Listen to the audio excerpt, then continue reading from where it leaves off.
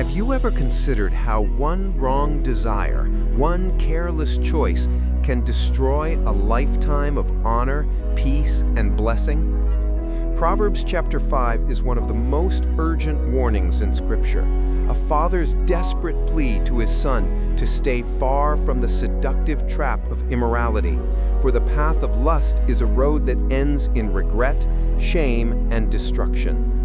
Solomon opens with the familiar call, "My son, be attentive to my wisdom. Incline your ear to my understanding, that you may keep discretion, and your lips may guard knowledge."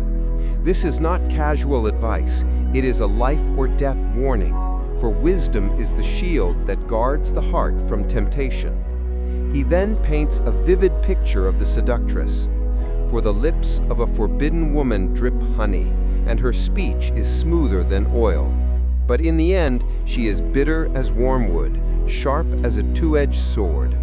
Her charm seems sweet at first, her words like honey that flatter and entice. But what begins with sweetness ends in bitterness. What feels smooth becomes a deadly wound. Her feet go down to death. Her steps follow the path to Sheol. She does not ponder the path of life. Her ways wander, and she does not know it." Lust never tells the whole story. It hides the pain, the betrayal, the ruin that follows. The Father's voice trembles with urgency. "And now, O sons, listen to me, and do not depart from the words of my mouth. Keep your way far from her, and do not go near the door of her house." The warning is not to flirt with danger, not to test limits, but to stay far away. Sin begins not with the act, but with the approach, with steps taken toward temptation. Solomon warns of the consequences. "Lest you give your honor to others, and your years to the merciless, lest strangers take their fill of your strength, and your labors go to the house of a foreigner, and at the end of your life you groan when your flesh and body are concerned, and you say, 'How I hated discipline, and my heart despised reproof.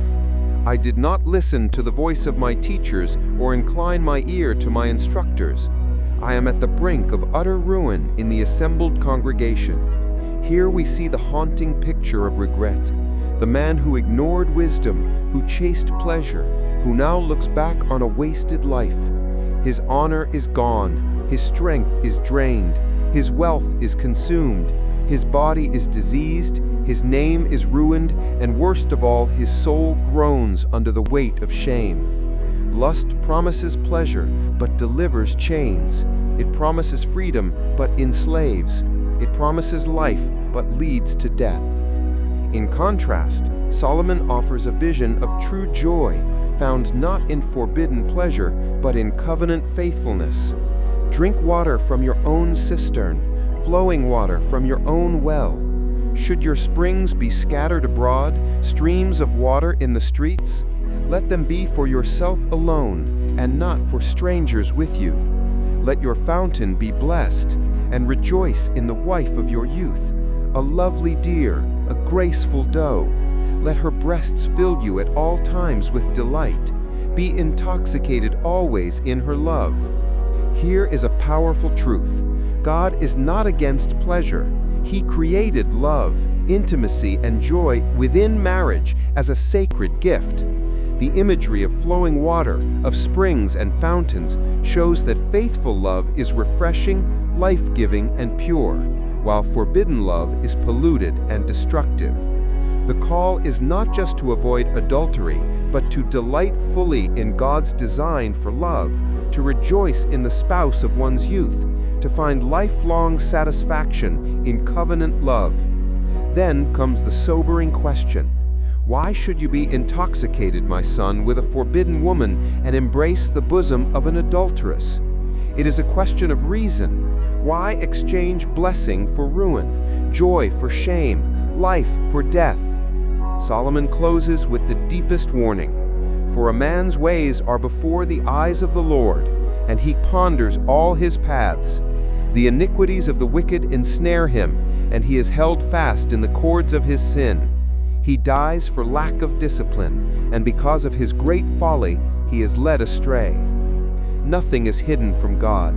Even if sin is hidden from others, the Lord sees, and the cords of sin tighten like chains, pulling the fool to destruction. This is the final picture. The one who rejects wisdom, who chooses lust over discipline, does not just stumble, but dies spiritually, enslaved by his own choices.